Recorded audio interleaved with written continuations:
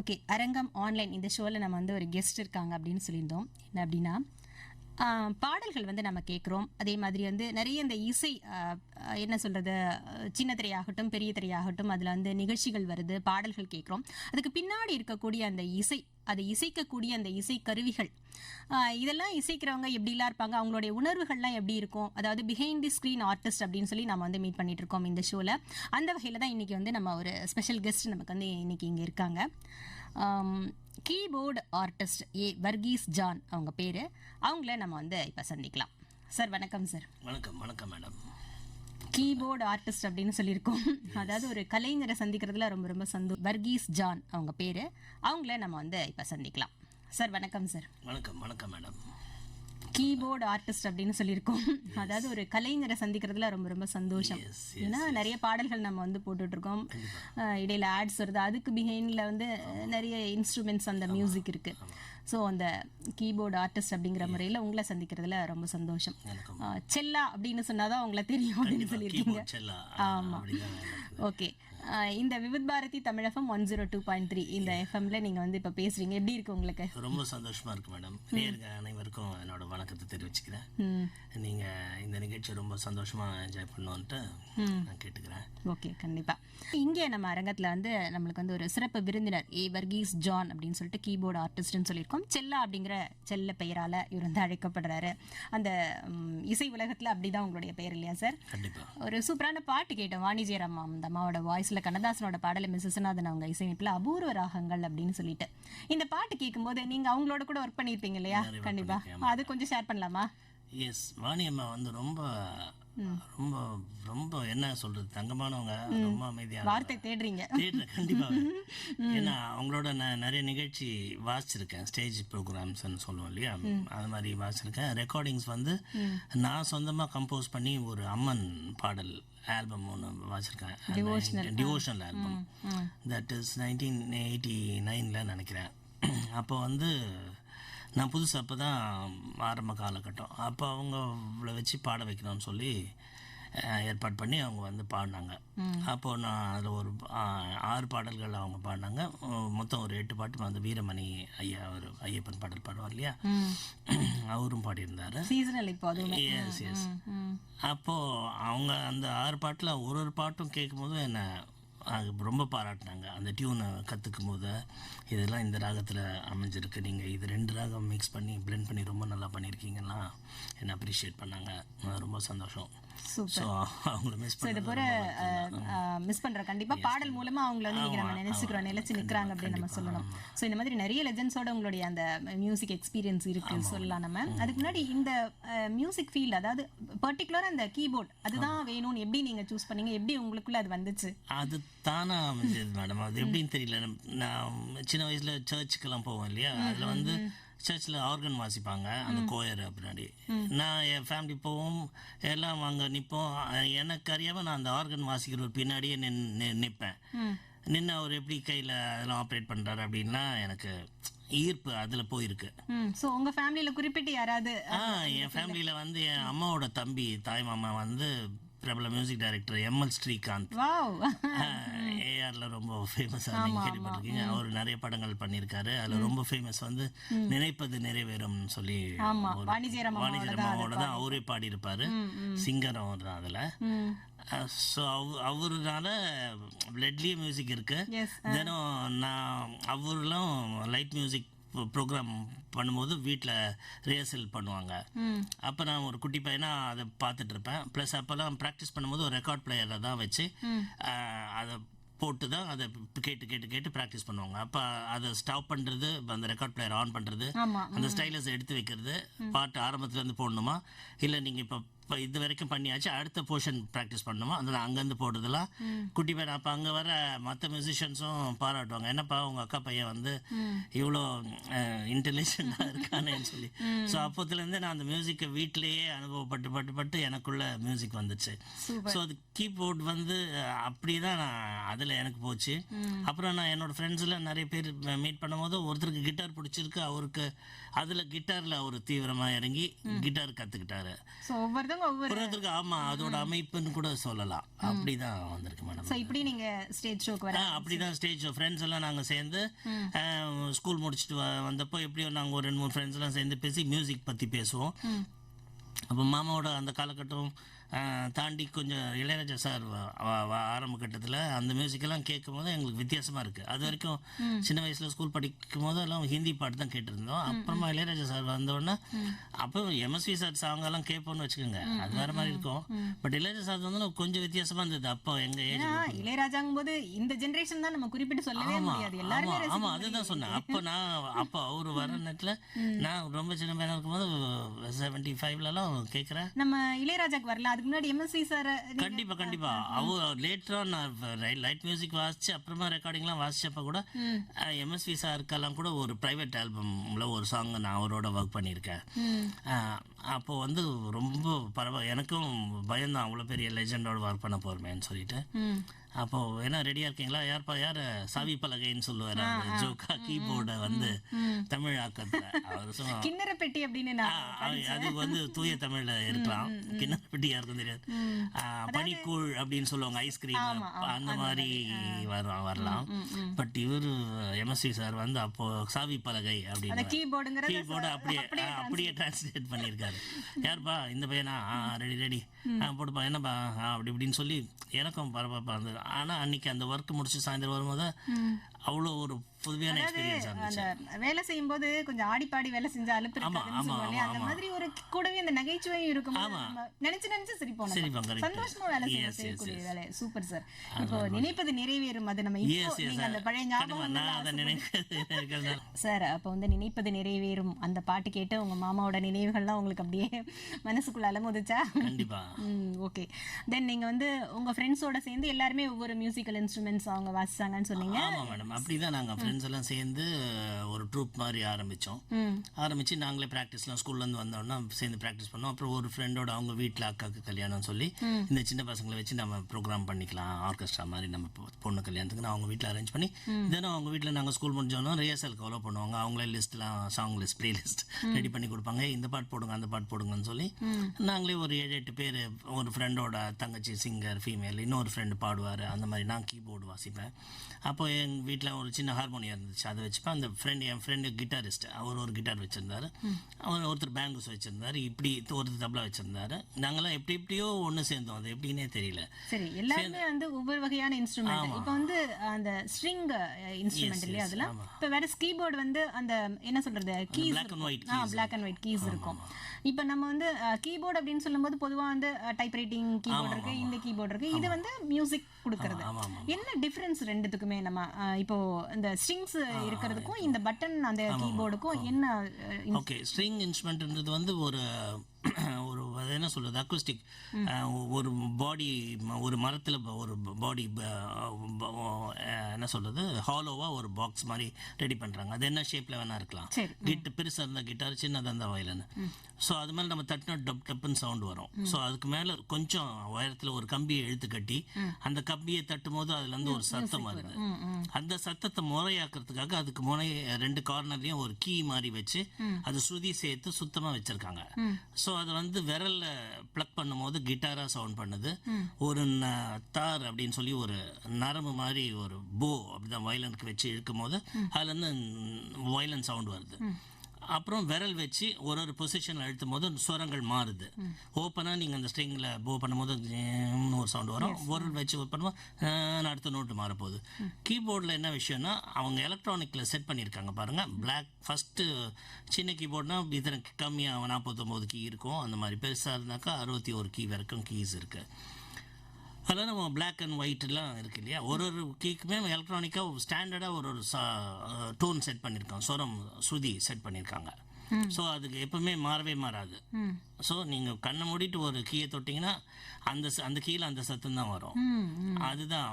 So keyboard வந்து மற்ற இன்ஸ்ட்ருமெண்ட்டோட ரொம்ப ஈஸின்னு சொல்லலாம். ஈஸி. ஆமாம், உண்மையாக ரொம்ப கஷ்டமான இன்ஸ்ட்ருமெண்ட். நிறைய பேர் கேட்டுட்டு இருக்காங்க, நம்ம கூட கற்றுக்கலாமா அப்படின்னு தோணும். கண்டிப்பாக கற்றுக்கலாம். நீங்கள் கூட நிறைய பார்த்தீங்கன்னா சின்ன பிள்ளைங்கலாம் கீபோர்டு ஸ்கூல் முடிச்சுட்டு வந்து டியூஷன் போகிறேன்னு இது கீபோர்டு ஒன்று மாட்டிட்டு போவாங்க, நான் கீபோர்டு கற்றுக்க போகிறேன். ஆமாம், ரொம்ப ஈஸி அது.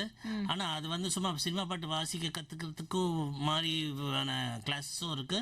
ட்ரினிட்டி காலேஜ் ஆஃப் லண்டன் சொல்லிட்டு எக்ஸாம் முறையாக எழுதி அதுக்கெல்லாம் கிரேட்ஸ் இருக்குது. நம்ம அகாடமிக் எழுதுகிறோம் இல்லையா எக்ஸாம்ஸ், அந்த மாதிரி அதுக்கும் இருக்குது. அதுக்கு தியரி எழுதலாம், ப்ராக்டிக்கல் எக்ஸாமாக எழுதிட்டு அவங்க இங்கே வெள்ளக்காரங்க அங்கேருந்து இங்கே வந்து எக்ஸாம் அதுக்கான ஃபீஸ் கட்டி அதுக்கு பேப்பர்ஸ் வாங்கி ஹால் டிக்கெட் வாங்கி ப்ராப்பராக நடக்கும். எக்ஸாமினர்ஸ் அங்கேருந்து வந்து நம்மளை வாசிக்கிறத பார்ப்பாங்க, பார்த்து மார்க்ஸ் போடுவாங்க. போட்டு அன்றைக்கி ரிசல்ட் வரும்போது நம்ம இந்த கிரேடில் பாஸ் ஆகிருக்கோம் அப்படின்னு அப்புறம் அடுத்த கிரேட் போவோம். ஸோ அந்த மாதிரிலாம் 8 கிரேட்ஸ் வரைக்கும் முடிச்சிருக்கு. அதுக்கு மேலே அட்வான்ஸ் கோர்சஸ்லாம் நிறைய இருக்குது. ஸோ நீங்கள் முறையாக நான் மியூசிக் கற்றுக்கணுன்னா அப்படி கற்றுக்கலாம். இல்லை நான் எனக்கு பேஷன், சும்மா எனக்கு நான் வேறு ஜாப் போகிறேன், பட் எனக்கு ஹாப்பியாக நான் ஏதோ வீட்டில் நான் கீபோர்டு வாசிக்கணும், சினிமா பாட்டில் நான் அது கேட்டேன்னா அதை நான் ட்ரை பண்ணி தேடி தேடி நான் வாசிடுவேன், அதுக்கு எனக்கு கற்றுக்கணும் அப்படின்னா அப்படியும் கற்றுக்கலாம். அப்படிதான் நாங்கள் நினச்சோம். என்னென்னா நீங்கள் நம்ம வந்து இப்போ மியூசிக்கல் இன்ஸ்ட்ருமெண்ட்ஸ் ப்ளே பண்ணுறவங்க நம்ம கூப்பிட்டோன்னா அவங்க வந்து அந்த ஆர்கன் இன்ஸ்ட்ருமெண்ட்டோட வருவாங்க, வாசிச்சு காமிப்பாங்க. இப்போ வேற நீங்கள் வந்து ஒரு ப்ரொஃபஷனல் அந்த ஆர்டிஸ்டாக இருக்கிறதுனால ஸோ உங்களுடையது என்னோட கீபோர்டு கொண்டு வர முடியாது. It's very big. Professional keyboard 1-2 keyboard இருக்கும்.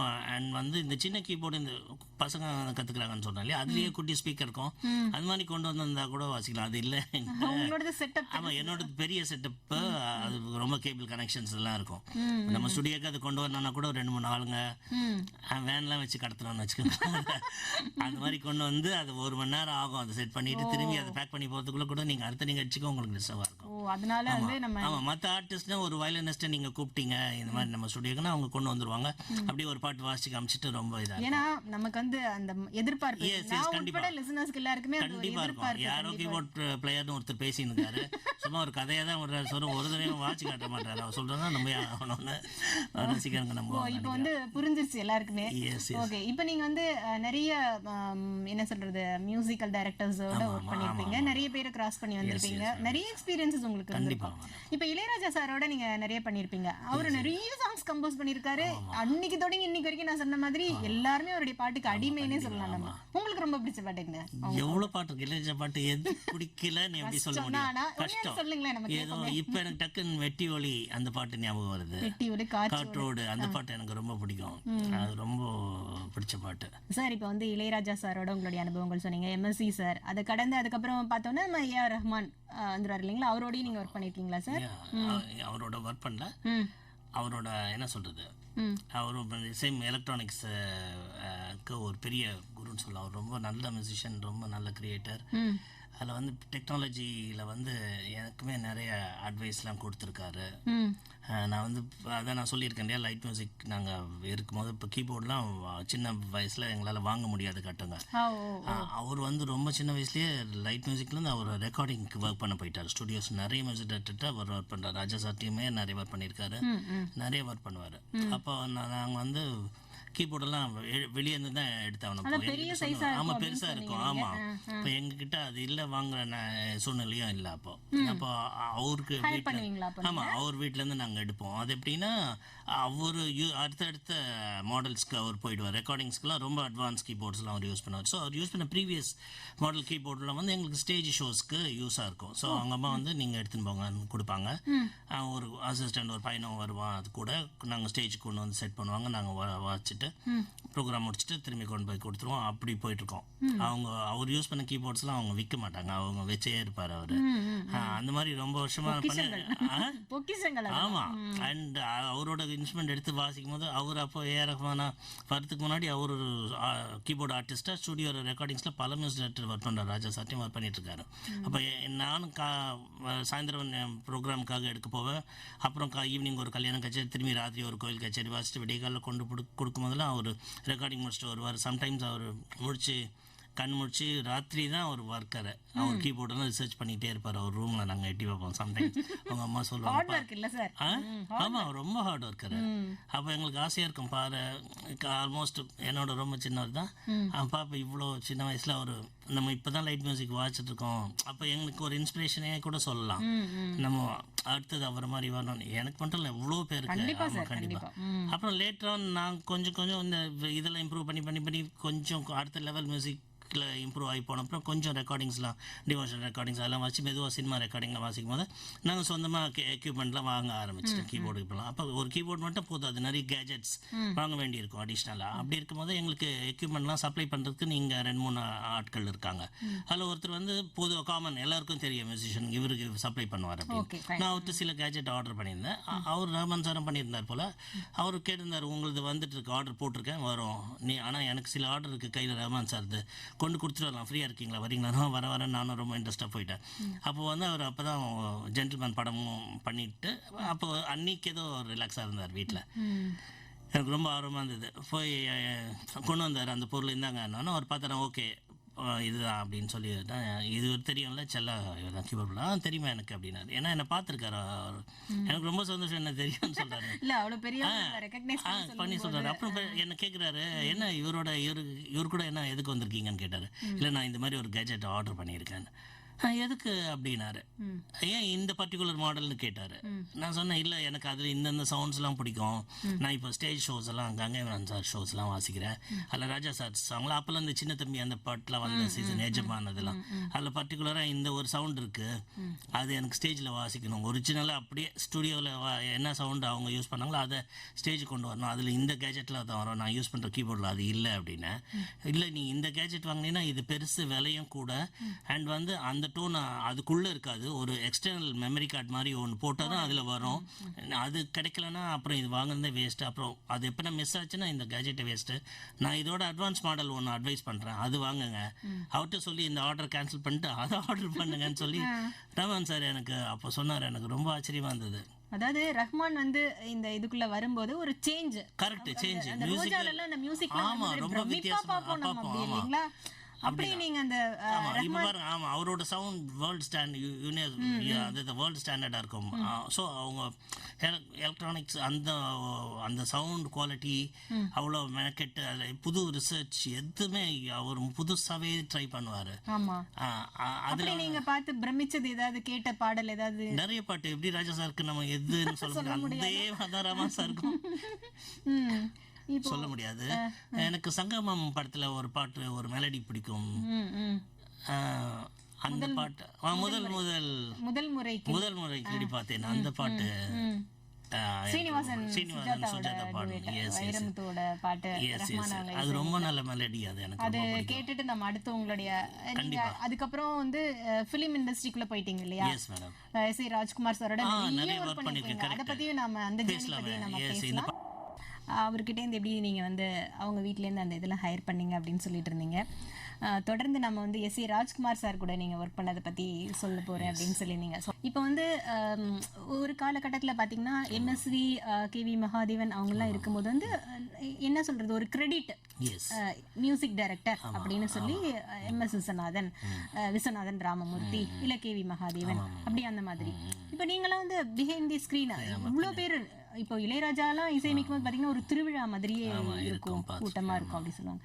ஸோ அந்த கிரெடிட் உங்களுக்கு வந்து எப்போத்துலேருந்து உங்களுக்கு கிடைக்க ஆரம்பித்தது? அது வந்து என்னன்னா, முதல்லலாம் அப்படி ஒரு வழக்கமே இல்லை. படத்தில் பேர் போடுறதுக்கு வந்து படத்தில் நடிக்கிறவங்க பேர், அப்புறம் டைரக்டர் பேர், பாடலாசிரியர் யார் பாடினாங்க, இசைன்னு எடுத்தீங்கன்னா அந்த பாட்டு யாரெல்லாம் இசை அமைச்சது யார், இசையமைப்பாளர் பேர், அப்புறம் பாட்டு இருந்துச்சுன்னா யார் யார் பாடியிருக்கா, யார் எழுதியிருக்கா, அவ்வளோதான் வரும். பட் அது பின்னாடி எத்தனை பேர் திரைக்கு பின்னால்னு சொல்கிறோம் இல்லையா, எத்தனை பேர் வேலை செஞ்சாங்கன்னா அதெல்லாம் போட முடியாது. அதுக்கு நேரம் இல்லை. ஒரு டைட்டில் வந்து 1 நிமிஷமோ இல்லை மேக்ஸிமம் 2 நிமிஷம் இருக்கும். அது முடிச்சுட்டு கதை ஆரம்பிச்சுட்டு அப்படி தான் படம் ஓடிட்டு இருந்துச்சு. அண்ட் கடைசியாக வணக்கம் போட்டு முடிச்சிருவாங்க. இப்போ என்ன ஆயிடுச்சுன்னா, அந்த படத்தில் வேலை செஞ்சவங்க பேர் எல்லாருக்குமே கிரெடிட்ஸ் கொடுக்க ஆரம்பிச்சிட்டாங்க. ஸோ என்ன படம் கொஞ்சம் டெக்னாலஜி வச்சு பண்ணுறதுன்னு நிறைய அனிமேஷன் கிராஃபிக்ஸ்லாம் செய்கிறதுனால அதில் எத்தனை டீம் ஒர்க் பண்ணுறாங்க, அவங்க போடுறாங்க. முதல்ல ஒரு கேமரா வச்சு படம் பண்ணுவாங்க, இல்லை 2 கேமரா. இப்போல்லாம் பல கேமராஸ், நிறைய ஒர்க் பண்ணனால அவங்க என்ன யோசிக்கிறாங்கன்னா, எல்லாருக்கும் கிரெடிட்ஸ் கொடுப்போம். படம் முடிஞ்சு கூட ஒரு ரோலிங் டைட்டில் பின்னாடி ஓடிட்டு இருக்கும் பாருங்க. நம்ம தேட்டரில் இருக்க ஆடியன்ஸ்ல பொறுமையாக கிளம்பி வெளியே போகும்போது கூட அது ஓடிட்டே இருக்கும். அதில் பார்த்தீங்கன்னா ஆயிரக்கணக்கான பேர் இருக்கும். அதுலலாம் இப்போ வந்து எல்லா டிபார்ட்மெண்ட்டும் சினிமாவில் இருக்குது இல்லையா, அதில் யார் ஒர்க் பண்ணாங்களோ அவங்க பேர் போடுற மாதிரி மியூசிக் டிபார்ட்மெண்ட்லேருந்தும் பேர் போட ஆரம்பிச்சிருக்காங்க ரொம்ப நாளாகவே. அது ரஹ்மான் சார் வந்ததுலேருந்து அது வந்திருக்கு. ஸோ அதை பார்த்து எல்லாரும் ஃபாலோ பண்ண ஆரம்பிச்சிருக்காங்க. ஸோ இன்னைக்கு வரைக்கும் தொடர்ந்துருக்கு. அனிருத் வரைக்குமே நீங்கள் படம் பார்த்தீங்கன்னா அதில் அந்த படத்தில் ஒரு 4 பாட்டு இருந்துச்சுன்னா ஃபர்ஸ்ட் பாடல் அதில் யார் பாடியிருக்கா, யார் எழுதியிருக்கா, அதில் கிட்டார் வாசிச்சவங்க யார், கீபோர்டு வாசிச்சவங்க யார், கோரஸ் பாடுனது யார் முதல் கொண்டு ஹார்மனின்ற பேரில் வரும். அது மாதிரி ஒரு பாட்டுக்கும் ஒன்று வரும். முடிஞ்சு பின்னணி இசைக்குன்னு வரும். யார் ஃப்ளூட் வாசிச்சிருக்கா, இதில் யார் கீபோர்டு வச்சிருக்கா, வயலன்ஸ் எத்தனை பேர் வாசிச்சாங்க, வியோலோஸ், செல்லோஸ், அது மாதிரிலாம் எத்தனை பேர் வச்சாங்க, ஒரு 20 பேர் 40 பேர்னாலும் அத்தனை பேரும் போடுறதுக்கு அந்த படம் எடுக்கிற அந்த டீமும் அக்செப்ட் பண்ணிக்கிறாங்க. நீங்கள் லிஸ்ட் கொடுங்க சார், நாங்கள் போடுறோன்றாங்க. இவங்களும் வந்து அவங்களோட அசிஸ்டன்ஸ் எல்லாம் வச்சுட்டு நோட் பண்ணிக்கிட்டே வராங்க. அது 3 மாதம் அந்த படத்தோட ஒர்க் நடக்குதுன்னா மியூசிக் டிபார்ட்மெண்ட்லேருந்து 3 மாதம் 4 மாதம் முதல்லேருந்தே நோட் பண்ணிட்டு வருவாங்க. இன்னைக்கு இந்த பாட்டு ரெக்கார்ட் பண்ணோம், யாரெல்லாம் வந்து குறிப்பிட்ட ஒரு பாட்டுக்கு எத்தனை பேர் ஒர்க் பண்ணியிருக்காங்கன்னா அதோட கிரெடிட்ஸ் எழுதி வச்சிருவாங்க. அது சம்மந்தப்பட்டவங்களுக்கு எவ்வளோ பெரிய ஒரு மகிழ்ச்சி இல்லை சார்? ஆமாம். அது நம்ம பேர் இப்போ நானே கூட ஒர்க் பண்ணுறேன், படம் முடிஞ்சு இந்த படத்தில் நம்ம பாடியிருக்கோம், ஓகே ஃபேமிலியோட சேர்ந்து படம் பார்க்குறோம்னு வச்சுக்கோங்க. அந்த படத்தில் ஒர்க் பண்ணியிருப்போம், அது நம்ம கையில் தான் அந்த ஃபிலிம் வரும், நம்ம சிஸ்டமில் தான் வச்சு ஒர்க் பண்ணுவோம்னு வச்சுங்க. பட் அது ஃபைனல் மிக்ஸில் முடிஞ்ச தேட்டரில் வரும்போது அது ரொம்ப மகிழ்ச்சியாக இருக்கும். அதை ஆடியன்ஸாக உட்காந்து நம்ம பார்க்கும்போது ரொம்ப நல்லாயிருக்கும். ஸோ இந்த நம்ம வாட்ச சவுண்டு ஸ்டுடியோவில் இப்படி சவுண்ட் பண்ணிச்சு, அது தேட்டரில் வெளியே வரும்போது எப்படி சவுண்ட் பண்ணுறதுன்றது எக்ஸ்பீரியன்ஸ் பண்ணி பார்ப்போம். ப்ளஸ் சில விஷயங்கள் திருத்திக்கலாம். இந்த இடத்துல கொஞ்சம் டிஸ்ட்ராக்ட் ஆகுது, இதை குறைச்சிக்கணும் அப்படின்லாம் நம்ம மைண்டுக்குள்ளே ஓடும். ஸோ அடுத்த தடவை அந்த சவுண்டை யூஸ் பண்ணும்போது கொஞ்சம் மாடிஃபை பண்ணணுன்ற விஷயங்கள்லாம் தெரியும். அதில் கிரெடிட்ஸில் நம்ம பேர் வந்து போகும்போது நம்ம ஃபேமிலியோடு சேர்ந்து படம் பார்க்க அங்கே போகிறவங்க வர என் பேர் வருது அப்படின்னு கூட பார்க்க சந்தோஷப்படுவோம்னு வச்சுங்களேன். ஒரு ஆர்டிஸ்ட்டுக்கும் அது ரொம்ப சந்தோஷமான விஷயம்தான். சரி, நம்ம வந்து நீங்கள் ஸ்டேஜ் ஷோஸ்லாம் பண்ணிட்டு அதுக்கப்புறம் வந்து கொஞ்சம் கொஞ்சமாக ஃபிலிம் இண்டஸ்ட்ரி. ஆமாம், அதுக்கு முன்னாடி ஃபிலிம் இது டிவோஷன் ரெக்கார்டிங்ஸ்லாம் நிறைய வாசிச்சிருக்கேன். மாணிக்க விநாயகம் சாரோட டிவோஷன் வாசிச்சிருக்கேன் நிறைய. பாரதியார் அவரோட பேரன் ஒருத்தருக்கு ராஜ்குமார் பாரதி, அவரோட நிறைய டிவோஷன் வாசிச்சிருக்கேன். அது மாதிரி நிறைய டிவோஷனுக்குன்ற அது ஒரு தனி உலகம். அது அப்போ வந்து மியூசிக் மட்டும் நீங்கள் பண்ணது போக ஃபுல் படத்துக்கு வந்து அந்த பேக்ரவுண்ட் ஸ்கோர் சாங்க பண்ணி பேக்ரவுண்ட் ஸ்கோர் தான் நான் நிறைய ஒர்க் பண்ணிருக்கேன். அப்போ வந்து நீங்கள் வந்து எஸ் ஏ ராஜ்குமார் சார் நான் ரெகுலராக பண்ணியிருக்கேன். நீங்கள் அந்த ஃபிலிம் இண்டஸ்ட்ரிக்குள்ள வந்துட்டு எஸ் ஏ ராஜ்குமார் சாரோட நிறைய படங்கள் பண்ணியிருக்கீங்க. இந்த பேர்லாம் கேட்கும்போதே எல்லாமே இந்த சூப்பரான படங்களா இருக்கு. கேட்கும்போதே அதை பத்தி சொல்லுங்களேன், கேட்போம். அதை பற்றி என்னென்னா, நான் இந்த லைட் மியூசிக் வாசிக்கும் போது நிறைய ட்ரூப்ஸ்க்கெல்லாம் வாசிச்சிருக்கேன். அப்போ வந்து அதில் பாடகர்லாம் வருவாங்க. அப்போ வந்து செல்வராஜ் அப்படின்னு சொல்லி ஒரு பாடகர் வருவார், டிஎம்எஸ் வாய்ஸ்லாம் பழைய பாடகர்கள் பாடுவார். அவர் பழக்கமானார். அப்போ அவர் சொல்லுவார், இப்போ என்னோட மகன் வந்து படங்களுக்கு இசையமைக்கிறதுக்கு ரொம்ப ஆர்வமாக இருக்கா. எஸ் ஏ ராஜ்குமார் அவர் தான். அவர் வந்து சொந்தமாகவே பாட்டு எழுதுவான், அவனே சொந்தமாக டியூன் பண்ணுவான், நல்லா பாடுவான், அவனை பிரியாத மியூசிக் டைரக்டர் ஆக்கணும்னு சொல்லிகிட்டே இருப்பார் அவர். சரிங்க, நான் வாழ்த்துக்கள்டான்னு சொன்னால் அப்புறம் நாங்கள் ரிஹர்சலுக்கு பயிற்சிக்காக அவர் வீட்டெல்லாம் போகும்போது ஒரு தடவை அறிமுகப்படுத்தியிருக்காரு. இவர் தான் டாச்செல்லாம் கீபோர்ட் நம்ம ட்ரூப்புக்கெல்லாம் இவர் தான், இவரோட ஃப்ரெண்ட்ஸ் எல்லாம் தான் வாசிக்கிறாங்க, இவர் தான்ப்பா நான் சொன்ன பையன் ரொம்ப நல்லா அப்படின்ட்டு. ஹலோ நான் இன்ட்ரடியூஸ் ஆனோம். அதுக்கப்புறம் கொஞ்ச நாள் கழிச்சு அவர் ஒரு நிகழ்ச்சி மீட்டும் என் பையன் மியூசிக் டைரக்டர் ஆகிட்டப்பா, சின்ன பூவே மேலே பேசணும் ஒரு படம் கிடச்சிது. அதில் ஒர்க் பண்ணி நல்ல பாட்டாக இருக்கு. அதில் வந்து ஒர்க் பண்ணிகிட்டு இருக்கான், நிறைய இதெல்லாம் பண்ணுறான். அப்படியே நான் எனக்கு ரெக்கார்டிங் போகிற அளவுக்கு இல்லை, நான் ஸ்டேஜ் தானே வாசிச்சிட்ருக்கேன். ஸ்லோவாக நான் இம்ப்ரூவ் பண்ணி ஸ்டூடியோவுக்கு வாசிக்க நான் தயாரானப்புறம் அவரை நான் வேறு ஒரு மேடை நிகழ்ச்சியில் சந்தித்தப்போ செல்வராஜான ராஜ்குமார் சாரோட அப்பாவை சொன்னானே, நான் இப்போ ரெக்கார்டிங்கில் வாசிக்க ஆரம்பிச்சிருக்கேன், சாரோட ராஜ்குமார் சார் ரெக்கார்டிங் நான் கூட எனக்கு சொல்லுங்கள், நான் அங்கே கூட ஒர்க் பண்ண ரெடியாக இருக்கேன். சரிப்பா அப்படி சொல்கிறேன் அப்படின்னாரு. அதுக்கப்புறம் ஒரு நாள் அவரை ஒரு ஏவிஎம் ஸ்டுடியோவில் மீட் பண்ணுவோம். நான் அப்பா சொன்னார்ப்பா எப்படி இருக்கீங்க, ஓகே நம்மளுக்கு கூட நீங்கள் வந்துடுங்க ஒர்க் பண்ணுறதுக்கு, இங்கே ஆல்ரெடி ஒரு ஆள் தான் இருக்கார், இன்னொரு ஆள் தேவைப்படுது, நீங்கள் ஜாயின் பண்ணிங்கன்னு சொல்லி நான் ஜாயின் பண்ணேன். நான் ஜாயின் பண்ணது வந்து சூரியவம்சம் படத்துலேருந்து ஜாயின் பண்ணேன். அதுக்கு முன்னாடி அவர் பண்ண படத்துலலாம் நான் ஒர்க் பண்ண முடியல, ஆனால் பாட்டெலாம் கேட்டிருக்கேன். அவரோட நிகழ்ச்சியுமே ஸ்டேஜ் ஷோஸ்லாம் எஸ் ஏ ராஜ்குமார் வாசிச்சிருக்கேன். அப்போல்லாம் அவர் பண்ண படத்துங்கள்லேருந்து பாட்டையே நாங்கள் ப்ராக்டிஸ் பண்ணி ஸ்டேஜில் வாசிச்சிருக்கோம். சூரியவம்சம் படத்துலேருந்து தான் நான் டைரக்டாக ரெக்கார்டிங் வாசிக்க அவரோட ட்ரூப்பில் ஜாயின் பண்ணியிருக்கேன். ஸோ இன்னொருத்தர் வாசித்த பாட்டை நம்ம கேட்டு ஸ்டேஜில் வாசிச்சது தான் லைட் மியூசிக் ஆர்கெஸ்ட்ரா அப்படின்னு. ரெக்கார்டிங் போனால் ஃப்ரெஷ் டியூன் ஃப்ரெஷ்ஷாக சாங் நம்ம வாசிக்கிறதா ரெக்கார்ட் ஆகும், வேற சேஞ்ச் அப்படியே மாற்றம். அது கிரியேட்டிவிட்டி அங்கே அதை பற்றி நம்ம கொஞ்சம் சஸ்பென்ஸ் வச்சுட்டு பேசலாம். ஓகே சார், இப்போ வந்து எஸ் ஏ ராஜ்குமார் அவங்க கிட்ட நீங்கள் ஒர்க் பண்ண ஆரம்பிச்சிட்டிங்க.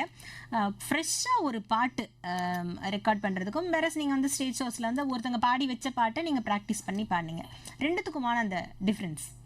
எஸ், அது கிரியேஷனில் அன்னைக்கு காலையில் வந்து அந்த அந்த பாட்டு டியூனை வந்து எஸ்ஏ ராஜ்குமார் சார் வந்து அந்த டைரக்டர் டீமோட அப்ரூவல் வாங்கியிருப்பார். அதாவது அவங்க சுச்சுவேஷன் சொல்லி இந்த மாதிரி சூழ்நிலைக்கு எங்களுக்கு ஒரு பாட்டு வேணும் அப்படின்னு சொல்லும்போது இவர் பல டியூன் பாட்டு போட்டு காமிச்சு அதில் ஒன்று அவங்க செலக்ட் பண்ணியிருப்பாங்க. அதை வந்து ஒரு நாள் இன்னைக்கு ரெக்கார்ட் பண்ணலாம் அப்படின்னு ஃபிக்ஸ் பண்ணாங்கன்னு வச்சுக்கோங்களேன். எங்களெல்லாம் கூப்பிட்டுட்டு மெயினாக இப்போ எப்படி ஆச்சுன்னா, முதல்ல நீங்கள் பார்த்துப்பீங்க ஆர்கெஸ்ட்ரானா ஒரு திருவிழா மாதிரி அவ்வளோ பேர் வாசிக்க வருவாங்க. இப்பயும் அப்படி நடக்குது. ஆனால் அதோட இப்போ இன்னொரு ஈஸியான இப்போ எலக்ட்ரானிக்ஸ் வந்து கம்ப்யூட்டர் மியூசிக் அப்படின்னு சொல்கிறோம் இல்லையா, ஜஸ்ட் ஒன்றுமே இல்லை, அது கம்ப்யூட்டரில் ப்ரோக்ராம் பண்ணுறோம், ஃபீட் பண்ணுறோம், ஒரு விஷயத்தையும் உள்ள ட்ராக்காக ஏற்றுறோம். கீபோர்ட்ல இருந்து ஒரு பாட்டுக்கே ஃபுல்லாக கம்போஸ் பண்ணுற அளவுக்கு முடியும். அது இப்போ கம்ப்யூட்டர் பேஸ்ட் ஆயிடுச்சு. ஒரு கீபோர்டு கம்ப்யூட்டரில் கனெக்ட் பண்ணிட்டு கம்ப்யூட்டரில் வந்து நிறைய சவுண்ட்ஸ் அவைலபிளாக இருக்கும். எல்லா விஷயத்தையுமே ட்ராக் பை ட்ராக்காக ஒன்றுனா இன்புட் அப்படியே நம்ம டேட்டா என்ட்ரின்னு சொல்கிற மாதிரி இது மியூசிக்கல் டேட்டா என்ட்ரி தான் ஆக்சுவலாக. ஒன்றுனா இன்புட் பண்ணி கன்ஸ்ட்ரக்ஷன் அப்படியே ஒன்றுனா கொஞ்சம் கொஞ்சமாக பில்டப் பண்ணி கடைசியாக ஃபுல் பாட்டை முடிச்சிடலாம். ஸோ 5 நிமிஷம் பாட்டை வந்து எவ்வளோ ஃபாஸ்ட்டாக பண்ணுறோமோ மேக்ஸிமம் பண்ணிவிட்டு காலையிலேருந்து சாயந்தரம் வரைக்கும் கூட ஒர்க் பண்ணாக்கா அந்த பாட்டை நம்ம பண்ணி முடிச்சிடலாம் கம்ப்யூட்டரில். அப்புறம் அது ப்ளே பண்ணால் வரும். எங்கேருந்து வேணால் பாதியிலேருந்து ப்ளே பண்ண முன்னாடி ஃபைனலாக சேர்க்கணும்னா சேர்த்துக்கலாம், டெலீட் பண்ணலாம். அதுக்கு என்ன நமக்கு அட்வான்டேஜ்னாக்கா சிங்கர் வந்து அப்புறமா பாடலாம். இப்போ மியூசிக் டைரக்டர் பாடின அந்த டியூனை வச்சுட்டு நம்ம இந்த கன்ஸ்ட்ரக்ஷன் சாங்கை முடிச்சிடலாம் பண்ணி. மெயின் சிங்கர் வந்து அவைலபிள் இல்லை, அப்புறமா தான் ஒரு 2 நாள் கழிச்சு தான் அவர் அவைலபிள்னா அன்றைக்கி அவர் வந்து அது மேலே பாடிக்கலாம். பாடிட்டு ஏற்கனவே பாடி வச்சு அந்த மியூசிக் டைரக்டர் வாய்ஸை மியூட் பண்ணிடலாம், அந்த வாய்ஸ் வச்சுக்கலாம். அப்புறம் அதில் ஃப்ளூட் கூட கீபோர்டில் வாய்ச்சிருப்போம். கீபோர்டில் வாய்ச்சா அவ்வளோ நேச்சுரலாக இருக்காது பாருங்க. ஆமாம், ரியல் ஃப்ளூட்டிஸ்ட் வாய்ச்சா தான் அது நல்லாயிருக்கும். அதனால் ஃப்ளூட்டிஸ்ட் அடுத்தனாலோ இல்லை அன்றைக்கி சாயந்தரம் எப்போ அவர் ஃப்ரீயோ அந்த ட்ராக் மேலே அவர் வாசிச்சுட்டு கீபோர்டில் உள்ளதை மியூட் பண்ணிவிடுவாங்க. அந்த மாதிரி கீபோர்ட்லேருந்து என்னென்ன சவுண்ட்ஸ் தேவையோ அது மட்டும் வச்சுக்கிட்டு என்னென்ன லைவை ஆட் பண்ணிக்கலாமோ பண்ணிட்டு தான் நமக்கு அது ஃபைனலாக மிக்ஸ் பண்ணுவாங்க. அப்போது இதில் ஜாஸ்தி ஏற்றம் இறக்கம் அதெல்லாம் செஞ்சு வாய்ஸ் நல்லா வார்த்தைகள்லாம் கேட்குற மாதிரி வச்சுட்டு மியூசிக்கெல்லாம் கொஞ்சம் குறைச்சி அது மிக்ஸ்ன்னு ஒரு சவுண்ட் இன்ஜினியர் இப்போ கூட ஈவினிங் ஷோவில் வர்றாரு, அவரு நிறைய விஷயம் சொல்லுவார் பாருங்க. ஏன்னா மல்டிபிள் ட்ராக்ஸ் வரும்போது எல்லாத்தையும் போட்டு இப்போ சமையல் மாதிரி தான் இது, எவ்வளோ பக்கமாக சமைக்கிறோமோ கரெக்டாக போகணும், உப்பு ரேஷியோ தான் கரெக்டாக அதை சமைச்சு கொடுக்குறவர் தான் அந்த சவுண்ட் இன்ஜினியர். அவர் ரெக்கார்ட் பண்ணுவார், கடைசியாக மிக்ஸுக்கும் கை தெரிந்த நிறைய சவுண்ட் இன்ஜினியர்ஸ் இருக்காங்க. அப்போ நாங்கள் என்னதான் கீபோர்ட்லேருந்து வாசி அவருக்கு மல்டி ட்ராக்ஸ் அவர் கையில் ஒப்படைச்சாலும் ஃபைனலாக அவர் அவுட்புட் கொடுக்கும்போது எங்களுக்கே ஆச்சரியமா இருக்கும், ரொம்ப நல்லா இருக்கு அவுட்புட். நம்ம இதே மாதிரி அரங்கம் ஆன்லைன் ஷோவில் ஒரு சவுண்ட் இன்ஜினியர் கூப்பிட்டு பேசினப்ப அவரும் அப்படிதான் சொன்னார். ஃபைனலாக இப்போ ஒரு ஸ்டேஜ் ஷோ பண்ணா கூட அது எந்த லெவலில் கொடுக்கணுங்கிறது எங்க கையில தான் இருக்கு. அவங்க தான் அந்த பெரிய மிக்சர் வச்சு கண்ட்ரோல் பண்ணுவாங்க சவுண்ட். ஏன்னா அத்தனை பேர் டிமன் போட்டு ட்ரம்ஸ்லாம் அடிப்பாங்க பாருங்க ஸ்டேஜில். அப்புறம் பாடுறவருக்கும் மேலே பாட முடியாது. அதான் நீங்கள் பார்த்தீங்கன்னா நிறைய பேர் ஒரு காதை மூடிப்பாங்க விரல் வச்சு, அவங்க பாடுறது அவங்களுக்கு கேட்கணுன்ற மாதிரி. ஸோ இதெல்லாம் மிக்ஸ் பண்ணி அவுட் கொடுக்குறது தான் அந்த சவுண்ட் இன்ஜினியர். அது வந்து சூப்பர் ஃபைன். இப்போ நீங்கள் வந்து எஸ்ஏ ராஜ்குமார் சாரோட அந்த ஃப்ரெஷ்ஷாக பாட்டு பண்ணும்போது நீங்கள் மியூசிக்கெல்லாம் ஃபர்ஸ்ட் ரெடி பண்ணிடுவோம், ரெக்கார்ட் பண்ணுவோம். ஒன்னா அவங்க எனக்கு இன்ஸ்ட்ரக்ஷன் லிரிக்ஸ் என்னன்னே தெரியாது உங்களுக்கு. சம்டைம்ஸ் லிரிக்ஸோட கூட லிரிக்ஸும் ரெடி ஆச்சா இன்னிசை பாடி வரும்னா சம்டைம்ஸ் இருக்கும். இல்லாட்டி லிரிக் ரெடி பண்ண இன்னும் தெரியாது. ஆமா, ஏன்னா சிங்கர்ஸ்லாம் பண்ணுவாங்க. இன்னைக்கு இந்த சாங் ரெக்கார்டிங் எங்களை கூப்பிட்டுனா கம்ப்யூட்டர் முன்னாடி உட்காந்தோன்னா ராஜ்குமார் சார் இருப்பார், அவரோட அசிஸ்டன்ட் மியூசிக் டைரக்டர் இருப்பாங்க. வந்துட்டு இந்த டியூனை அவர் பாடுவார், நாங்கள் கம்ப்யூட்டரில் ரெக்கார்ட் பண்ணிப்போம். அப்புறம் மியூசிக் டிண்டி டிண்டி அப்படின்னு அது மேலே ஒரு பெல்ஸ் மாதிரி பியானோ மாதிரி வரணும்னு ஒரு ஐடியா கொடுப்பாங்க. ஓகே, அதுக்கப்புறம் ஒரு கிட்டார் பாட்டையே வந்து கிட்டாரில் வச்சா நல்லா இருக்குமே, நல்லா இருக்குமே நாங்கள் நோட் பண்ணிவிட்டு இது ஒன்றுனா நான் இந்த டண்டடானா அப்புறம் ஒரு கிட்டார் இதெல்லாம் ஸ்டெப் பை ஸ்டெப்பாக ரெடி பண்ணுவோம்.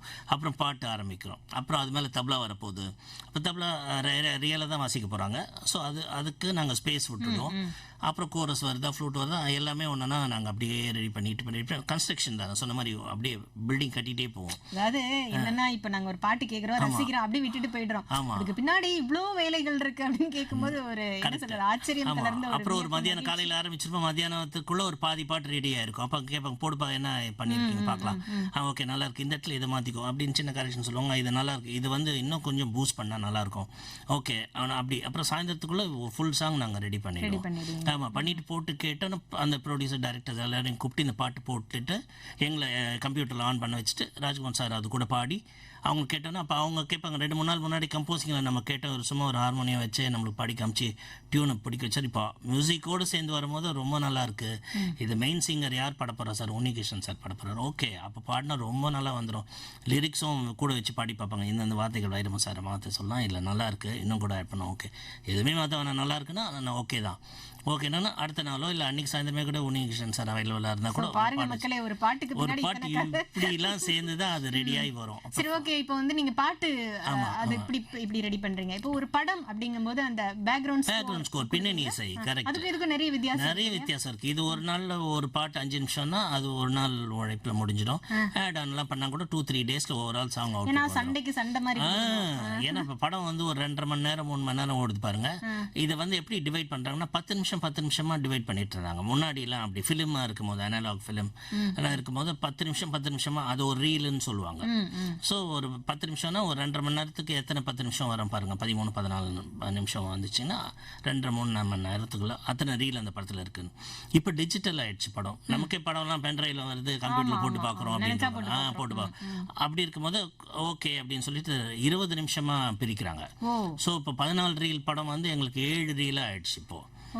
அது வந்து இன்டர்வலுக்கு முன்னாடி 3 ரீலோ அதுக்கப்புறம் 4 ரீல் இருக்கலாம். இல்லை இன்டர்வல் முன்னாடி டிபெண்ட்ஸ், டைரக்டர் எங்கே டிசைட் பண்ணுறாரோ அங்கே இன்டர்வல் வச்சுட்டு பிரிச்சுருவாங்க. ஸோ 7 ரீலாக வரும் எங்களுக்கு. ஸோ ஒரு ரீலும் 20 நிமிஷம்.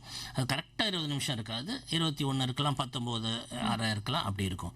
அந்த படத்தை சாஃப்ட் காப்பியாக, அதாவது டிஜிட்டலாக எங்ககிட்ட கொடுத்தாங்க. நாங்கள் கம்ப்யூட்டரில் போட்டுட்டு நாங்கள் பார்ப்போம்.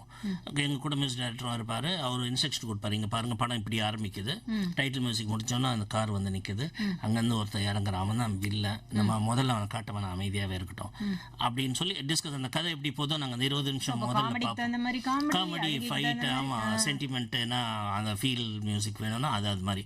ஸோ அந்த படம் ஃபுல்லாக இதே மாதிரி கன்ஸ்ட்ரக்ஷன் தான், பில்டிங் கட்டிகிட்டே போய் கடைசியில் படம் முடிப்போம். ஸோ இதுக்கப்புறம் திரும்ப சவுண்ட் இன்ஜினியர்கிட்ட கொடுப்போம் எல்லா ட்ராக்ஸுமே. அவர்கிட்ட வந்து வசனம் பேசுகிற அந்த டப்பிங் ட்ராக்ஸும் வரும், சவுண்ட் எஃபெக்ட்ஸ், நடக்கிற சத்தம், இந்த வளையல் சத்தம், தண்ணி சத்தம்லாம் இருக்கு பாருங்க, அது ஒரு டிபார்ட்மெண்ட் இருக்காங்க. அதெல்லாம் ஒரு சவுண்ட் எஃபெக்ட்ஸ்னு ஒரு டிபார்ட்மெண்ட் இருக்காங்க. நிறைய பேருக்கு தெரியாது, மியூசிக்ஸ்லேருந்து தான் இந்த சவுண்ட்லாம் வருதுன்னு நினச்சிக்கிறாங்க. அப்படி இல்லை, பாட்டு நடுவில் வர மேபி ஒரு கோயில் மணி ஓசை டிங் டிங் கூன் அது வேணா தான் நாங்கள் கொடுப்போமே தவிர, படத்தில் வர்ற என்ன சவுண்ட் இருந்தாலும் அதுக்கும் மியூசிக்குக்கும் சம்மந்தம் இல்லை. அதுக்கு ஒரு தனி டிபார்ட்மெண்ட் இருக்காங்க, சவுண்ட் எஃபெக்ட்ஸ் அப்படின்னு சொல்லிட்டு, எஃப்எக்ஸ்ன்னு சொல்லுவோம், எஸ்எஃப்எக்ஸ். அவங்க வந்து எல்லா கலெக்ஷன்ஸ் ஆஃப் சவுண்டும் வச்சுருப்பாங்க. அவங்களுக்கும் இதே மாதிரி படம் ஒரு காப்பி போயிடும். அவங்க அதை போட்டு பார்த்துட்டு ஒருத்தர் நடக்கிறாருன்னா அவங்களும் செப்பல் வச்சுட்டு ஒரு மைக் வச்சுட்டு நடப்பாங்க. அப்புறம் ஒரு கிணத்துல குதிக்கிறாருன்னா இவங்க ஒரு பக்கெட்டில் தண்ணி வச்சுட்டு ஒரு மக் பிளாக்னு அப்படியே அமுக்குவாங்க. அப்புறம் ஒரு முழுகிறாரு தண்ணியில் அந்த பபுள்ஸ்லாம் வருதுன்னா அவங்களும் பபுள்னு சவுண்ட் வைப்பாங்க. அது ஒரு மைக்கில் வச்சு, அது மைக்கில் தண்ணி படாமல் இருக்க துணி கட்டிட்டு அது ஒரு சவுண்ட் ரெக்கார்ட் பண்ணுவாங்க. வேற ஒரு டிபார்ட்மெண்ட். ஸோ நிறைய பேருக்கு மியூசிக் தான் அது பண்றாங்கன்னு இல்லை, அது வேற டிபார்ட்மெண்ட். வசனம் பேசுறது டப்பிங்னு வேற டிபார்ட்மெண்ட், மியூசிக் வேற டிபார்ட்மெண்ட். இதெல்லாம் சேர்ந்து மிக்ஸ் பண்றது தான் சவுண்ட் இன்ஜினியர். அதுல தான் டிடிஎஸ் அப்படின்னு நமக்கு இப்பெல்லாம் வருது. இப்போ வந்து நம்ம படத்தோட அந்த பேக்ரவுண்ட் ஸ்கோர் எப்படின்னு பார்த்தோம், அந்த ஒரு பாட்டுக்கு மியூசிக் அந்த கம்போஸ் பண்றது அது எப்படின்னு பார்த்தோம். இப்போ வந்து குறுகிடுச்சு இல்லைங்களா, டைம் வந்து எல்லாருக்குமே ஓடிட்டே இருக்கும், எதையோ தேடி எல்லாத்தையும் சீக்கிரம் முடிக்கணும் அப்படின்னு சொல்லி. அது இல்லாம டெக்னாலஜியும் ரொம்ப இம்ப்ரூவ் ஆயிருக்கு. ஸோ நீங்க சொன்ன மாதிரி ஒரு திருவிழா மாதிரி நடந்த அந்த ஒரு என்ன சொல்றது ஒளிப்பதிவு இப்போ வந்து ரொம்ப ஷார்ட் டைம்ல எல்லாம் ஒன் மேன் ஷோ மாதிரி எல்லாமே கரெக்ட், ஒரே ஆள் எல்லாமே பண்ணிடலாம். நம்ம கொஞ்சம் நல்லா அதுக்கு அந்த திருவிழா கூட்டத்தையும் கூப்பிட்டு இது கூட ஜாயின் பண்ணோம்னா அதுக்கப்புறம் பண்றாங்க. இப்போ அப்படியே நடக்குது. பெரிய பட்ஜெட் படங்களுக்கெல்லாம் வந்து அந்த திருவிழா கூட்டத்தை கூப்பிடுறாங்க. நான் சொல்றது சக இசைக்கலைஞர்களை தான். அப்போதான் எப்படி இருந்துச்சுன்னா அத்தனை பேரையும் வாசிக்க வச்சாதான் இது இப்படி சவுண்ட் பண்ணோன்னு தெரியும். இப்போ அப்படி இல்லை, ஒரு கீபோர்ட் பிளேயர் வச்சுட்டு அவங்க வச்சிருக்க கம்ப்யூட்டர்லயே கொஞ்ச நேரத்துல இது இப்படி சவுண்ட் பண்ணோன்றதை நாங்க ப்ரோக்ராம் பண்ணி காமிச்சிடுவோம். இது இப்படியா, இப்படி தான். இதை இன்னும் பிரம்மாண்டமாக்கணும்னா கூப்பிடுங்க, அத்தனை பேரையும் கூப்பிட்டு இது மேலேயே வாசிக்க வைங்க. வாசிக்க வச்சுட்டா அப்படியே ரொம்ப நல்ல அவுட்புட். அதுதான் நம்ம இப்போ சினிமாவில் கேட்குறோம். இப்போ பிரம்மாண்டமான சவுண்ட் கேட்குறது வந்து அத்தனை பேரும் வாசிக்கிறாங்க உண்மையாகவே. ஆனால் அதுக்கு முன்னாடி ஸ்கெட்ச் ரெடி பண்ணுறது எப்படின்னா ஒரு கீபோர்ட் பிளேயர் கம்ப்யூட்டரில் ரெடி பண்ணுறாரு. அது ஒருத்தரோ 2 பேரோ 3 பேரோ கூட சேர்ந்து, இப்போ டைம் இருக்காது, ஒரு 3 மணி நேரம் படத்தை வந்து ஒரே ஆள் பண்ணோன்னாக்கா 1 வாரம் 10 நாள் பண்ணிட்டு இருப்பாரு.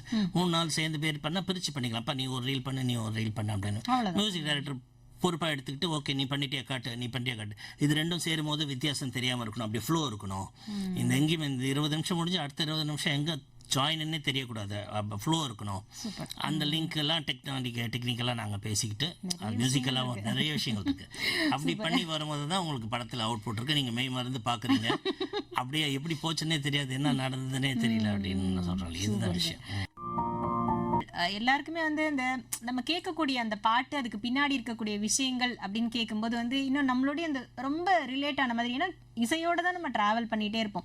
இசையோட நம்ம வந்து இது பண்ணும்போது அதுக்கு லாங்குவேஜ் எதுவுமே கிடையாது. அதுக்கு நீங்க வேற மொழி இதுக்கெல்லாம் கூட இசையமைச்சிருப்பீங்க இல்லைங்களா? நிறைய மொழிக்கு வாசிச்சிருக்கேன் நான். மலையாளம், தெலுங்கு, கன்னடம், ஒரே படத்துக்கெல்லாம் கூட நான் பேக்ரவுண்ட் மியூசிக் போட்டு கொடுத்துருக்கேன். ஓ, அந்த இசையோட அந்த இது மட்டும் நமக்கு தெரிஞ்சா போதும், ஜீவன் இருக்கு இசைக்கு அப்படின்னு சொல்லுவாங்க. படம் பார்க்கும்போது அவங்க புரிஞ்சிடும். நம்ம அவங்க கோவமா பேசினாங்கன்னா கண்டிப்பா அவங்களுக்குள்ள பிரச்சனை, அப்போ அந்த கோவமான மியூசிக் வாசிப்போம். சோகமா பேசினாங்கன்னா சோகமான மியூசிக் வாசிக்க போறோம். அந்த டைரக்டர் மட்டும் வார்த்தைகளை எடுத்து கொடுப்பாரு. அந்த இடத்துல அவன் ஒரு வார்த்தை சொல்லிட்டான், அதனால அவ கோவப்பட்டுட்டா, அங்க மட்டும் ஹைலைட் பண்றதுக்கு மட்டும் மியூசிக் சேஞ்சஸ் கேட்டா நம்ம ஒர்க் பண்ணி கொடுப்போம். மற்றபடி த்ரூ அவுட் பழகிடுச்சு. அப்படி பண்ண எனி லாங்குவேஜ் நமக்கு ஒர்க் பண்ணிடலாம் அப்படின்னு.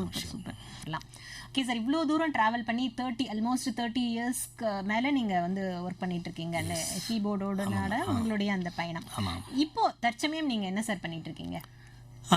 இப்போ வந்து நிறைய இப்போ ஜென்ரேஷன் மாறிடுச்சு, மியூசிக்கோட டைப் மாறிடுச்சு. உங்களுக்கு அதை நம்ம ஜென்ரலாக பேசுவோம் இல்லையா, அப்போ பழைய பாட்டுங்கள்லாம் ரொம்ப நல்லா இருக்கு, இப்போ வருது என்ன அவ்வளோ நாள் நீ நிற்கல அப்படின்னு மாறிடுச்சு. அவ்வளோதான், மாற்றம் தானே, ஏற்றுக்கிட்டு ஆகணும், வேற வழி இல்லை. நம்ம அதை எல்லாம் கடந்து போயிட்டே தான் இருக்கணும். இப்போ வர சாங்ஸும் நம்ம கேட்குறோம், என்ஜாய் பண்ணுறோம். புது நியூ நம்ம நியூ ஜென்ரேஷன் பீப்புளெலாம் என்ஜாய் பண்ணுறாங்க, நம்மளும் அதை சேர்ந்து அதை நம்ம ஒன்றும் வெறுக்க போகிறதில்ல. இப்போ வர்றதுக்கு இப்போ ட்ராவல் இருக்கும். ஏன்னா மியூசிக் தானே, அதில் மியூசிக்கில் எதுவுமே கெட்ட மியூசிக்னு எதுவுமே இல்லை. பிறந்ததுலேருந்து இசையோடய வாழ்ந்துட்டு கண்டிப்பாக கண்டிப்பாக அப்படிதான் மேடம். வேற என்ன சொல்றீங்க? இப்ப சோஷியல் மீடியா நிறைய வந்து இம்ப்ரூவ் ஆயிருக்கு. கரெக்ட். ஆமா, நிறைய பேர் பிரைவேட் சாங்ஸ் பண்றதுக்கு டிவோஷன் சாங்ஸ் எல்லாம், முதல்ல டிவோஷன் சாங்ஸ்க்குலாம் ஆல்பம்னு வெளியாகும், தட் இஸ் கால்ட் கேசட்ஸ் வரும், சிடிஸ் வரும், அவ்வளோ. இப்போ வந்து எல்லாமே ஆன்லைன்ல வந்ததுனால அதுலயும் உங்களுடைய என்னோட பங்கு இருக்கு. நிறைய பேர் ஆல்பம் சாங்ஸ் எல்லாம் செய்யறதுக்கு பிரைவேட் ஆல்பத்துக்கும் வராங்க, டிவோஷன் சாங்ஸ்க்கும் வராங்க. அதில் நிறைய பேர் யூடியூப்ல தான் போஸ்ட் பண்றாங்க. ஸோ யூடியூப் சேனல் இதுக்குன்னே வச்சிருக்காங்க. ஸோ சிலர் வந்து மாசத்துக்கு ஒரு சாங் 2 சாங் ரெகுலரா பண்றவங்க இருக்காங்க. ஸோ அந்த ஒர்க்கும் போகுது. ஃபிலிம் ஒர்க்கு கொஞ்சம் கம்மியாயிடுச்சு, ஆனா அதுவும் இருந்துட்டு தான் இருக்கு. கொஞ்சம் கன்னட மூவிஸ், அதுவும் இல்லாம இப்பவும் வந்து ஒரு கல்யாணம், ஒரு கச்சேரி அப்படின்னா வந்து கண்டிப்பா அந்த ஸ்டேஜ் ஆர்கெஸ்ட்ரா, ஆமா, லைட் மியூசிக் இருந்துட்டு தான் இருக்கு, நடக்குது. இப்போ டிஜேன்னு ஒன்னு சத்தமா ஒன்னு நடந்துட்டு இருக்கு. அது வந்து எக்கனாமிக்கலா விலை கம்மினால கல்யாணம் நடத்துறவங்க அது பண்றாங்க. அதோட நியூ ஜென்ரேஷன் பசங்களும் வீட்டில் கேட்குறாங்க, ஐயோ அப்பா நீங்கள் அக்கா கல்யாணத்துக்கு எனக்கு டிஜே தான் வேணும், டான்ஸ் பண்ணோம் அப்படி இப்படின்னு. ஆனால் வர்றவங்க எல்லாம் முகம் சொல்லிக்கிறாங்க, அந்த சத்தம் ஒன்றும் பேச முடியலன்னு. ஸோ லைட் மியூசிக்னும் போது அதனால அதுலேயே லைட் மியூசிக்னு இருக்கு பாருங்க. அந்த லைட் மியூசிக் ஆர்கெஸ்ட்ரா வச்சிங்கன்னா அவங்கள கூட நீங்கள் கொஞ்சம் சொல்லிக்கலாம், கொஞ்சம் சவுண்ட் கம்மி பண்ணி பாடுவாங்க. இந்த டிஜே நீங்கள் என்ன பண்ணுறாங்கன்னா அது லாஸ்ட்டாக வச்சுக்கிறாங்க. ஆமாம், அதுதான் அப்படியே ஆயிடுச்சு. இப்போ லைட் மியூசிக் இருக்கட்டும், எல்லாம் நம்ம தாத்தா பாட்டிலாம் வீட்டுக்கு போட்டோம்னா அதுக்கப்புறம் நீ ஆடிக்கோ பாடிக்கோ. அதான் சொன்னேன், மாற்றம் ஒன்றே மாறாதது. மாற்றத்துக்கும் நம்ம கட்டு பண்றாங்க. அப்படிதான் டிஜே போயிட்டு இருக்கு மேடம். ஓகே, இப்போ நம்மளுடைய லிசனர்ஸ் வர ஆரம்பிச்சிட்டாங்க, நம்ம பாப்போம். வணக்கம், விபத் பாரதி தமிழகம். ஹலோ, வணக்கம் மேடம். வணக்கங்க, யார் பேசுறீங்க? புரசேவாக்கம் சவுந்தரராஜன். சொல்லுங்க சார், சாரோட பேசலாமே. சார் வணக்கம் சார். சார் வணக்கம் சார், சொல்லுங்க சார். உங்களுடைய புனை பெயர் சொல்லவா சார்? ஆமாங்க சார், ஆமாங்க சார். நிகழ்ச்சி கேட்டுக்கொண்டு சார், நம்ம எம்எல் ஸ்ரீகாந்தை பத்தி சொல்றீங்க சார். ஆமா சார், ஆமா சார். அவருடைய பாடல் வந்து காதல் காதல் என்று பேசுற பாடல் அப்பெல்லாம் நான் கேட்டிருக்கிறேன்.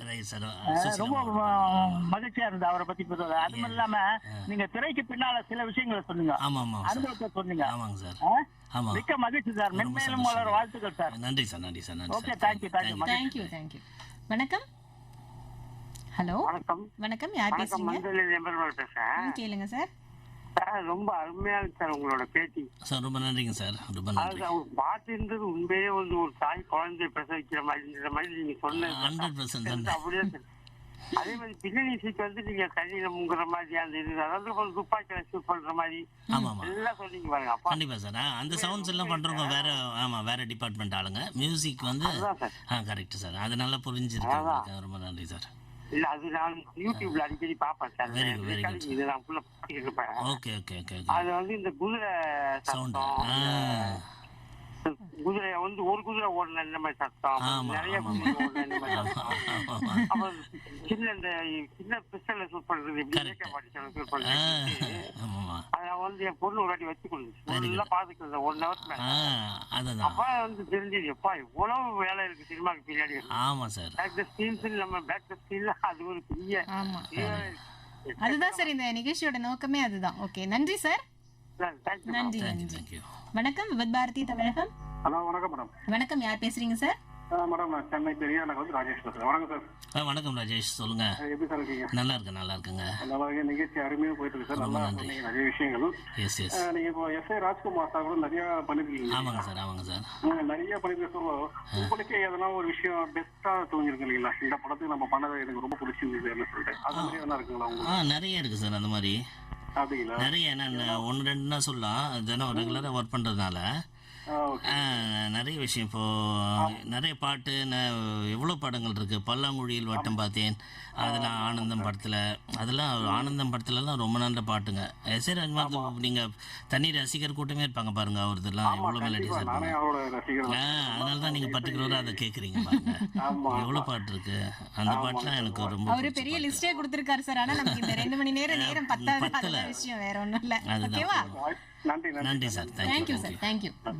சரி, ஒருத்தங்க லைன்ல வந்தாங்க, கட் ஆயிடுச்சு. இப்போ பொன்னியம்மன் மேடு வண்ணை கணேசன் அவங்க என்ன சொல்லியிருக்காங்கன்னா, இப்போ இன்னிசை பாடி வரும் நன்றி சொல்ல உனக்கு இந்த 2 பாடல்களும் வந்து ரொம்ப நல்லா இருந்துச்சு அப்படிங்கிற மாதிரி சொல்லியிருக்காங்க.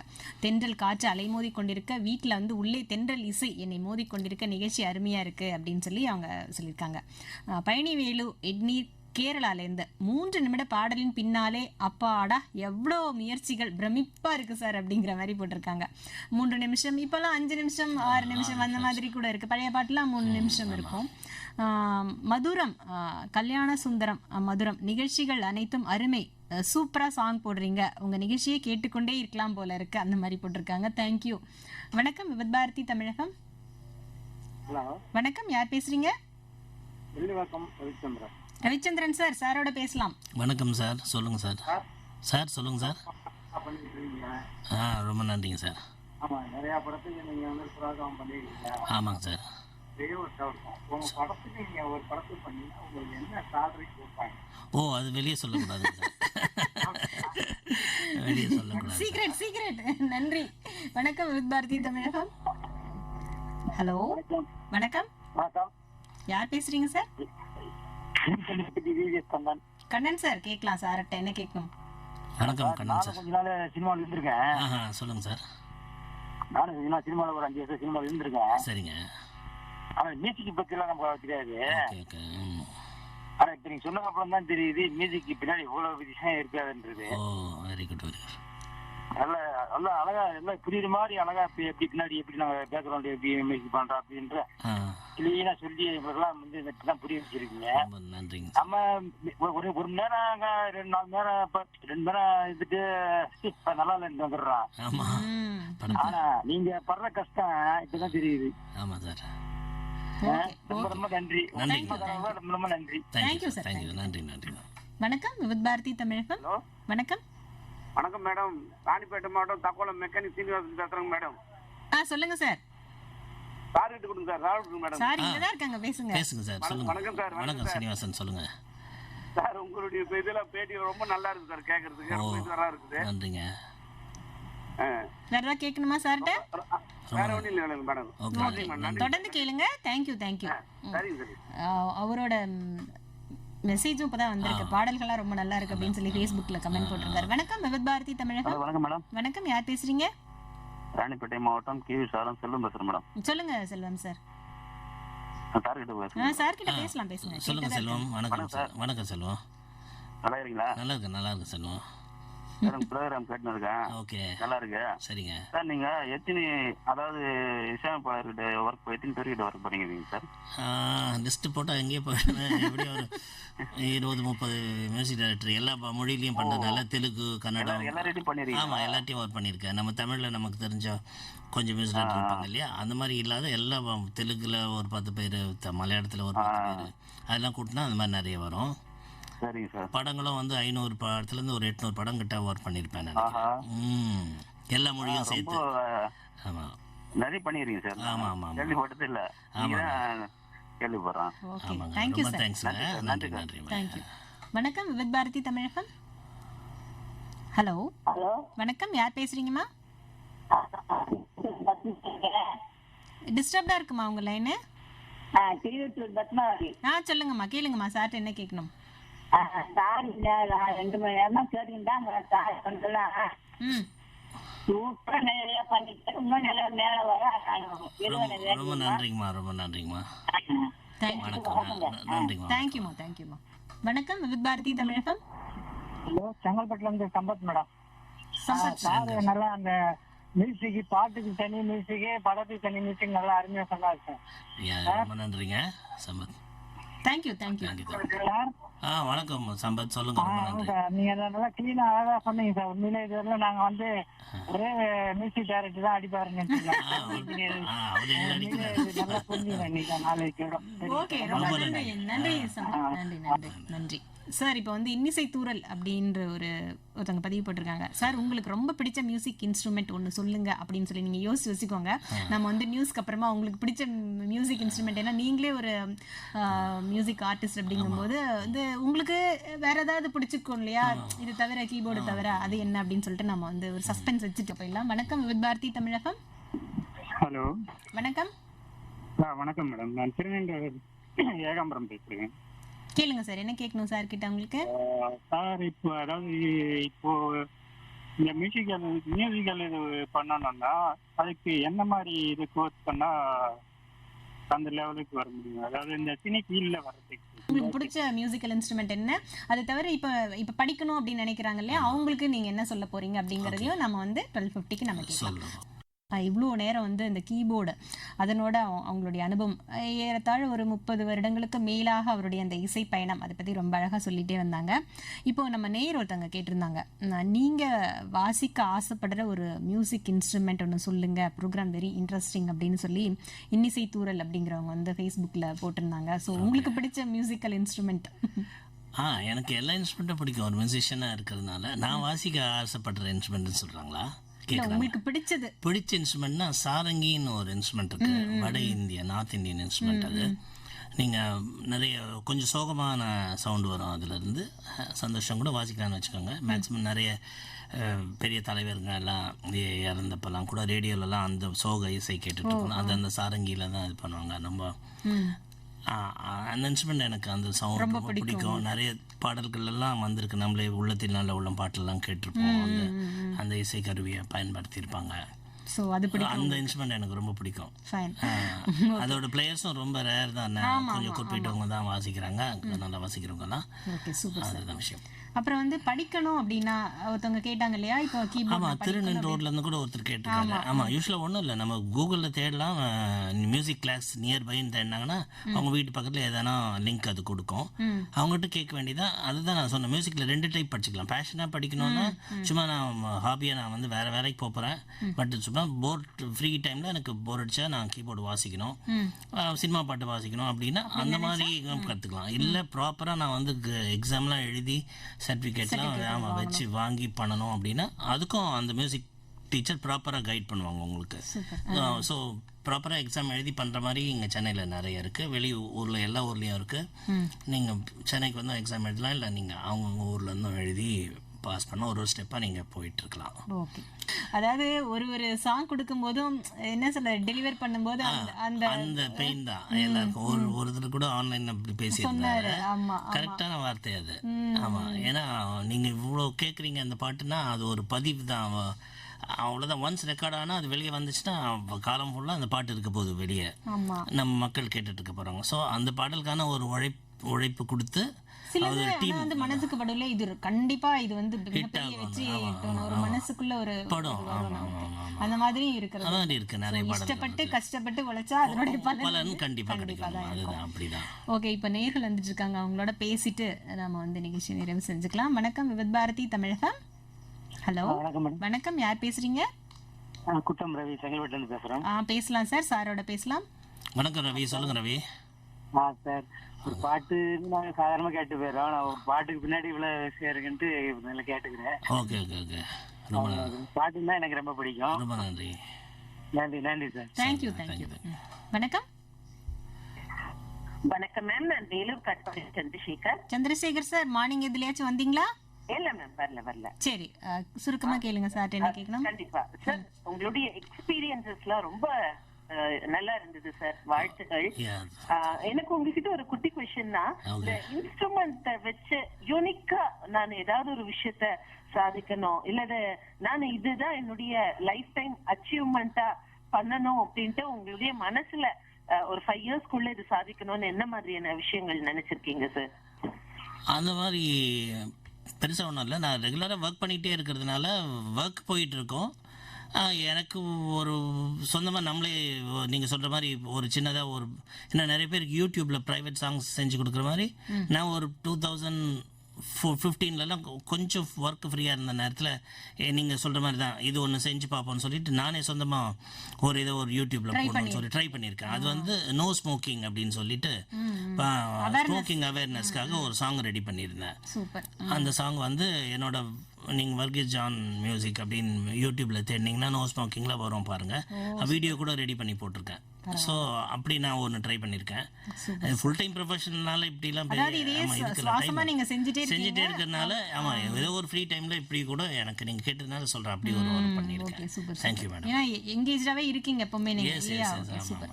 வணக்கம், விவித் பாரதி தமிழகம். நீங்கள் இசையமைத்த போது மறக்க முடியாத விஷயம் ஏதாவது இருக்கா அப்படின்னு கேட்டிருக்காங்க. எல்லாமே மறக்க முடியாத விஷயம் தான் இல்லைங்களா? கண்டிப்பா. ஓகே, வணக்கம் விவித் பாரதி தமிழகம். வணக்கம், லைன்ல தான் வந்திருக்கீங்க, பேசுங்க. ஹலோ வணக்கம், நான் உங்களோட தான் இப்ப மெசேஜ் நான் படிச்சேன். நீங்க நல்லா இருக்கீங்களா? நல்லா இருக்கும், சொல்லுங்க சார். ஐயா வர்கீஸ் ஐயா, நீங்க வந்து எல்லா இசையமைப்பாளர் இளையராஜால இருந்து ரகுமான்ல இருந்து தேவால இருந்து எல்லா இதுலயும் நீங்க இசையமைத்திருப்பீங்க இல்லையா? ஆமா சார். அதுல மறக்க முடியாது எனக்கு அதாவது நகைச்சுவை விஷயம் அமைச்சிருப்போம். ஏதாவது சிரித்த கொஞ்சம் யாருன்னா ஒரு தவறு பண்ணிருப்பாங்க, அதை நம்மளே கூட பண்ணிருக்கலாம். மறக்க முடியாத ஒரு நகைச்சுவையா நிகழ்ச்சி நினைவுபடுத்த முடியுமா? படுத்தலாம் சார். இப்போ இந்த பின்னணி இசை செஞ்சிருக்க ஒரு இதில் ஒரு நிகழ்ச்சி இருக்குது. ஒரு நாங்கள் இந்த ரீல் கணக்கு சொல்லியிருக்கேன் இல்லையா, 10 நிமிஷமாக பிரிப்பாங்கண்ணா. அப்போது ஒரு நாள் வந்து ஒரு 10 நிமிஷம் படத்தை நாங்கள் போட்டு பார்க்குறோம் ஸ்க்ரீனில். ஓகே, அது படம் பார்த்து முடிச்சிட்டோம். இப்போ இதுக்கான இசையை வந்து இசையமைப்பாளர் கோர்வை ரெடி பண்ணுறாரு. அது வரைக்கும் கொஞ்சம் கேப் டைம் இருக்குது. நாங்கள் கிட்டாரிஸ்ட் வந்து நோட்ஸ் எழுதி வச்சுட்டு அவர் டீ சாப்பிட வெளியே போயிட்டார். நான் இன்னொரு ஃப்ரெண்ட் என்ன பண்ணார், பேனா எடுத்து அதில் வந்து எஃப்னு எழுதியிருக்கிற எழுத்துலலாம் நோட்ஸ், மியூசிக்கல் நோட்ஸ், இசை கோர்வையிலலாம் கீழே ஒரு கோடு கிழிச்சு அடிச்சுட்டு அப்புறம் அவர் வந்துட்டார். ஓகே, மியூசிக் ரெடி ஆயிடுச்சு, நாங்கள் இப்போ ரெக்கார்ட் பண்ண போகிறோம், அதுக்கு முன்னாடி ஒரு ரிஹர்சல் பார்க்கலாம் அப்படின்னு சொல்லி போட்டு அந்த மியூசிக்கை வாசிக்கிறாரு. நாங்கள் எல்லாம் எஃப்ல வாசிக்கிறோம், அவர் ஒருத்தர் மட்டும் ஈல வாசிக்கிறாரு. எல்லார் காதுலையுமே வித்தியாசமாக ஒரு சவுண்ட் வருது. ஏதோ தப்பு நடக்குது, தப்பு யாருன்னு செக் பண்ணுறாங்க. ஏன்னா அத்தனை பேரும் சேர்ந்து வாசிக்கிறோம் பாருங்க. அந்த கிட்டாரிஸ்ட் வந்து பேஸ் கிட்டாரிஸ்ட் அவருக்கே தெரியல இதை நம்ம வந்து இவ்வளோ நேரம் எஃப்ல வாச்சோம், இப்போ ஈலவும் மியூசிக் ஒரு ஈல தான் நம்ம எழுதியிருக்கோம்னு சொல்லி அவர் டீ சாப்பிட்டா ரெடின்னு வந்து நேரம் வந்து உட்காந்து கிட்டார் எடுத்து வச்சுவாரு. இந்த மாதிரி நிறைய நடந்திருக்கு. நீங்க டக்குன்னு ஒரு நகைச்சுவைன்னு கேட்டோம். அதுக்கப்புறம் அந்த மெயின் அந்த கண்டக்ட் பண்ற அசிஸ்டன்ட் கண்டுபிடிச்சாரு. தனித்தனியாக வாசிங்க, ஒருத்தர் வாசிங்க, நீங்க வாசிங்க. அப்புறம் பேஸ் கிட்டார் இவர் வாசிக்கும் போது கண்டுபிடிச்சிட்டாரு. ஓ, நீங்க தானா, என்னப்பா எஃப்ல வாசிக்கிறாங்க, நீ என்ன ஈல இல்லையே, எங்க பாருங்க நோட்ல ஈ தான் எழுதி இருக்காரு. காலையில அந்த மாதிரி இந்த மாதிரி விஷயம், இந்த மாதிரி நிறைய உங்களுடைய அனுபவங்கள் இருக்கு.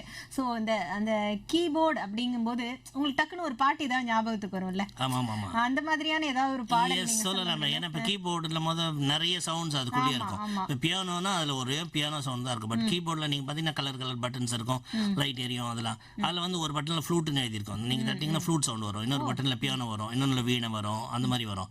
அது ஒரு சினிமாலேயே எக்ஸ்பிளைன் பண்ணியிருப்பாங்க. நம்ம மம்முட்டி சார் வந்து அழகன் படத்துல வந்து மதுபாலா அவங்க கிட்ட ஒரு கீபோர்டை வாட்சி காட்டுவாரு.